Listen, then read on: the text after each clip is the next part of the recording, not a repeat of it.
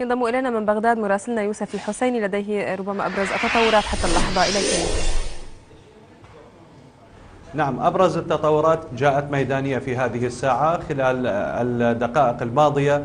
وردتنا معلومات مؤكدة من مصادر أمنية، تطابقت هذه المعلومات مع مصادر عشائرية ومدنية من داخل مدينة الموصل. تفيد هذه المعلومات بحصول اقتتال داخلي ما بين الجماعات التي سيطرت على مدينة الموصل، وتحديدا ما بين فصيل ما يسمى بجيش رجال الطريقة النقشبندية من جهة ومسلحي مقاتلي دولة العراق والشام الإسلامية. هذا الاقتتال الداخلي راح ضحيته حتى هذه اللحظة مقتل 7 من عناصر رجال الطريقة النقشبندية و6 من مسلحي الدولة الإسلامية في العراق والشام. ويعود الخلاف بالأساس إلى صور الرئيس العراقي الأسبق صدام حسين ونائبه عزة الدوري، وذلك عندما قام رجال الطريقة النقشبندية برفع صور صدام حسين وعزة الدوري، وبالتالي اعتراض الدولة الإسلامية في العراق والشام على ذلك، لينشب بعد ذلك الخلاف والاقتتال الداخلي ما بينهما، وسقوط هذه الأرقام من القتلى في صفوف الجانبين.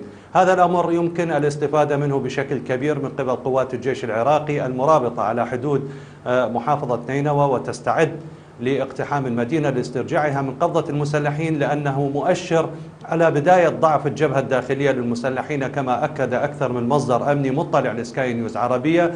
ويمكن ذلك قوات الجيش العراقي من اقتحام الجبهات والمحاور التي بدأ الاقتتال الداخلي فيها ما بين المسلحين، كونها قد أصبحت جبهات متخلخلة أمنيا ويسهل التعامل معها عسكريا.